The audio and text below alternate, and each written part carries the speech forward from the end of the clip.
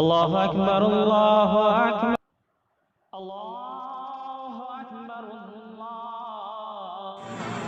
الحمد للہ رب العالمین والصلاة والسلام على سید المرسلین وعلى آلہ وصحبہ ومن تبعهم بإحسان إلى يوم الدین وبعد فاعوذ باللہ من الشیطان الرجیم بسم اللہ الرحمن الرحیم محمد رسول اللہ والذین معه أشداء على الكفار رحماء بینہم تراهم ركعا سجدا يبتغون فضلا من الله ورضوانا سيماهم في وجوههم من أثر السجود ذلك مثلهم في التوراة ومثلهم في الإنجيل كزرع أخرج شطأه فآزره فاستوى على سوقه يعجب الزراع ليغيظ بهم الكفار وعد الله الذين آمنوا وعملوا الصالحات منهم مغفرة وأجرا عظيما. محترم سامعین و ناظرین حضرات، جو آیت کریمہ تلاوت کی گئی ہے وہ سورۃ الفتح کی آخری آیت ہے. اس آیت کریمہ کے اندر اللہ رب العالمین نے صحابہ کرام آپ صلی اللہ علیہ وسلم کے جانثار ساتھیوں کی تعریف بیان کی ہے. آیت کریمہ کا ترجمہ یوں ہے کہ محمد صلی اللہ علیہ وسلم اللہ کے رسول ہیں اور جو لوگ ان کے ساتھ ہیں وہ کافروں کے مقابلے میں سخت ہیں اور آپس میں ایک دوسرے کے لیے رحم دل ہیں. آپ انہیں دیکھیں گے کہ کبھی وہ رکوع میں ہیں تو کبھی سجدے میں ہیں اور اس کے ذریعے اللہ کے فضل اور خوشنودی کی تلاش میں لگے ہوئے ہیں. ان کی علامتیں سجدے کے اثر سے ان کے چہروں پر نمایاں ہیں. یہ ہیں ان کے وہ اوصاف جو توریت میں مذکور ہیں اور انجیل میں ان کی مثال یہ ہے کہ جیسے ایک کھیتی ہو جس نے اپنی کوپل نکالی، پھر اس کو مضبوط کیا، پھر وہ موٹی ہو گئی، پھر اپنے تنے پر اس طرح سیدھی کھڑی ہو گئی کہ کاشتکار کسان اس سے خوش ہوتے ہیں، تاکہ اللہ تعالیٰ ان کی اس ترقی سے کافروں کا دل جلائے. یہ لوگ جو ایمان لائے ہیں اور نیک عمل کیے ہیں، اللہ تعالیٰ نے ان سے مغفرت اور زبردست ثواب کا وعدہ کر لیا ہے. حضرات گرامی، اس آیت کریمہ کے اندر اللہ رب العالمین نے صحابہ کرام کی تعریف بیان کی ہے، ان کی توصیف بیان کی ہے، ان کی ثناخوانی اور حدوخوانی فرمائی ہے. یہ کتنی عظیم ہستیاں تھیں، وہ کتنے جلیل القدر لوگ تھے، کتنے عظیم لوگ تھے کہ اللہ رب العالمین نے ان کی ادا کو پسند فرمایا اور ان کی تعریف میں یہ آیت نازل فرما دی.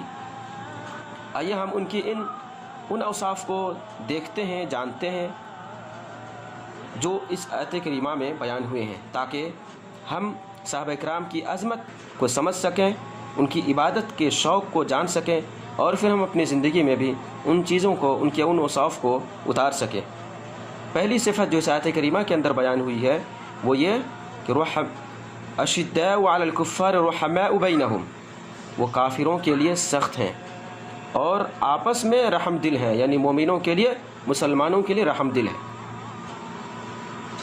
دوسری جو صفت بیان ہوئی ہے تراہم رکعا سجدا، آپ انہیں کبھی رکوع میں پائیں گے، کبھی سجدے میں پائیں گے، یعنی وہ نماز کی پابندی کرتے تھے. صحابہ کرام 5 وقت کی نماز کی پابندی کرتے تھے اور ساتھ ہی نوافل کا، سنن کا، رواتب کا خصوصی اہتمام کرتے تھے، بکثرت اہتمام کیا کرتے تھے. یہ دوسری صفت ہوئی. تیسری صفت یبتغون فضلا من اللہ ورضوانا، اور اس عبادت کے ذریعے اللہ کے فضل اور اس کی خوشنودی کے طلبگار تھے. یہ 3 صفتیں بیان ہوئی اس آیت کریمہ کے اندر. آگے اللہ رب العالمین نے فرمایا ذلک مثل فی التوراۃ، یہ اوصاف وہ ہیں جو توریت میں بھی مذکور تھے.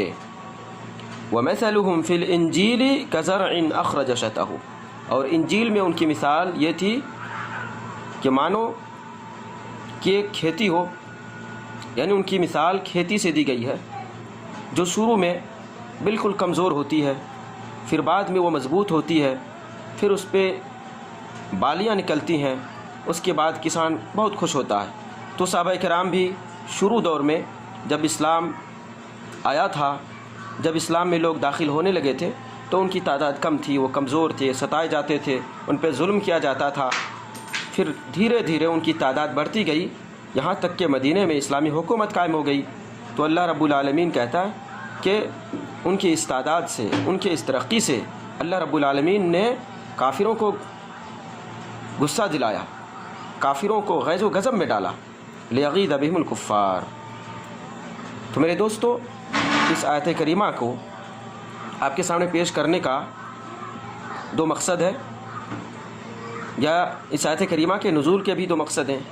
پہلا مقصد یہ ہے کہ ہم صحابہ کرام کی عظمت کو جانیں، ہم ان کی اوصاف کریمانہ اور صفات حمیدہ کو جان سکیں، اور ان کے شوق عبادت کو بھی جان سکیں، اور پھر ان چیزوں کو جاننے کے بعد اپنے دل میں ان کی عظمت کو بیٹھا لیں، ان سے ہم محبت کریں، کیونکہ وہ اہل ایمان تھے اور بڑے پیارے لوگ تھے، بڑے عظیم لوگ تھے، کہ اللہ رب العالمین نے ساتویں آسمان سے ان کی خود تعریف بیان فرمائی ہے۔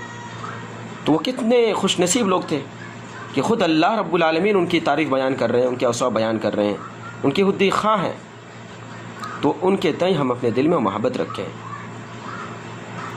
یہ ایک چیز۔ دوسری چیز یہ کہ صحابہ کرام کے جو اوصاف اس آیت کریمہ میں بیان کیے گئے ہیں، ان اوصاف کو، ان صفتوں کو ہم اپنی زندگی میں اتارنے کی کوشش کریں، تاکہ اللہ رب العالمین کی طرف سے ہمیں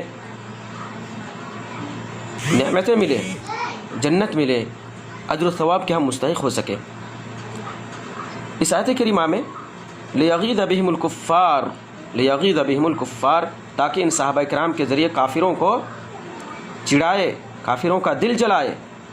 اس آیت کے اس ٹکڑے سے امام مالک رحمۃ اللہ علیہ نے بڑا لطیف اور باریک نقطہ نکالا ہے۔ انہوں نے کہا کہ جو لوگ صحابہ کرام سے جلتے ہیں، بھونتے ہیں، صحابہ کرام کے تئیں نفرت رکھتے ہیں، بغض رکھتے ہیں، ان پہ زبان درازی کرتے ہیں، وہ کافر ہیں۔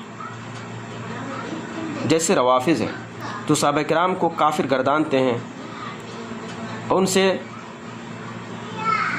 برات کا اظہار کرتے ہیں، ان کو گالیاں دیتے ہیں، لیغیظ بہم الکفار، تاکہ اللہ ان کے ذریعے کافروں کا دل جلائے۔ تو جو لوگ کافروں سے جلتے ہیں، جن کا دل نفرت سے بھرا ہوا ہے صحابہ کرام کے تئیں، وہ لوگ دراصل اس آیت کے مصداق ٹھہرتے ہیں۔ اس لیے ہمیں صحابہ کرام کے تئیں اپنے دل میں محبت پیدا کرنی ہے، ان سے ان کی عظمت کو جاننا ہے، ان سے محبت پیدا کرنی ہے۔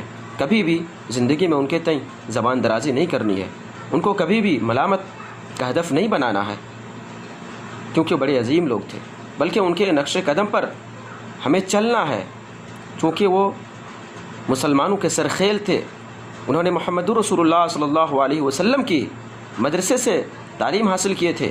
آپ صلی اللہ علیہ وسلم نے انہیں سکھایا، پڑھایا اور ان کی تربیت کی، اور قرآن اور حدیث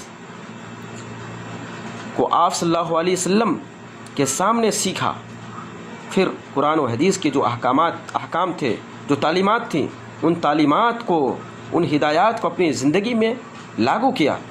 تو وہ لوگ سراپا قرآن و حدیث تھے، وہ لوگ حقیقی مومن تھے، وہ لوگ حقیقی مسلمان تھے، وہ لوگ قرآن و سنت کے مطابق اپنی زندگی گزارتے تھے۔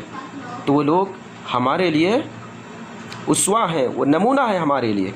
ان کی زندگی جیسی تھی اسی طرح ہماری زندگی ہونی چاہیے، تب جا کر ہمیں فلاح اور کامل کامیابی ملے گی۔